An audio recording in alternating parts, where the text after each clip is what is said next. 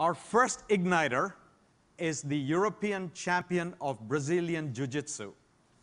The head of our quantitative marketing team from the Amsterdam office to tell us about what marketers can learn from fighters.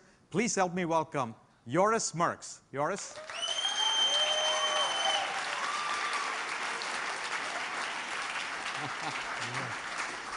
Thank you. Well, thank you. That's a great introduction. No one's going to get hurt, so you can all relax.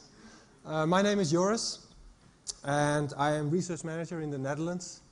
But before I worked for Google, I was a competitive fighter for 20 years. I have a black belt in judo and in aikido. And in 2002, I became European champion and open German champion in Brazilian jiu-jitsu.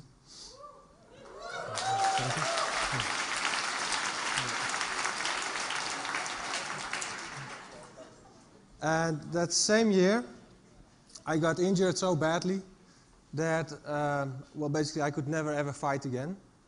And that hurt quite a lot. It basically was quite devastating because I spent 20 years of my life building skills that I would never ever use again. At least that's what I thought. But I was wrong, fortunately, because I use my fighting skills every day in my current job. And it doesn't mean that I am beating up my Dutch colleagues. So what? I only beat up Nout van Alem every once in a while because he deserves it.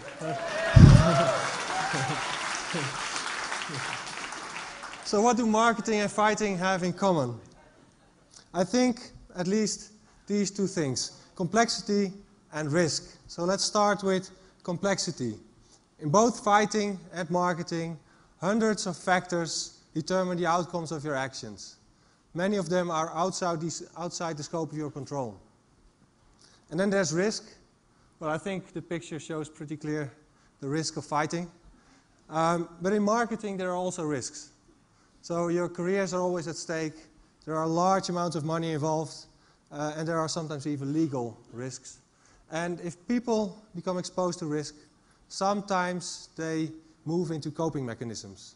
And one of them is risk avoidance, which is depicted here as the toe in the water approach, doing small things, waiting for research and data to tell you what the next safest step is. It's almost a certain loss. The next one is trying to reduce the complexity by looking for that fixed recipe, which just isn't there.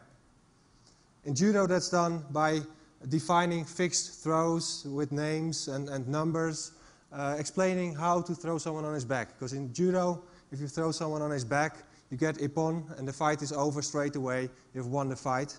But throwing someone on his back is a lot more complex than it seems in these pictures. And I will show you that in a movie a little bit later. And that movie also shows a third route to cope with complexity and risk. And I think it's a route that you all know really, really, really well. But I just wanted to remind you of that route because as Google becomes larger, the risk and the complexity also increases. And I think launch and iterate still is the way to go. And I want to show that in a movie. You need a little bit of a sharp eye to understand the movie because it's about fighting, and in this case it's judo. It's going really fast. You will see a series of fights with judo players, and they are so closely matched that there are no real obvious openings, but they create their openings themselves using launch and iterate. Please have a look very closely.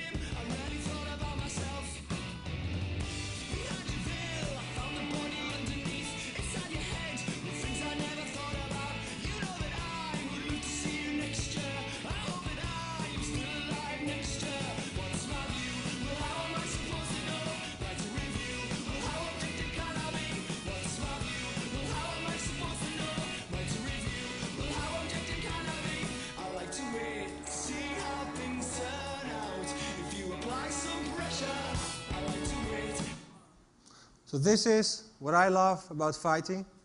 No fighter ever knows how his technique is going to end when he starts it. But he does it anyway. Just go for the flow.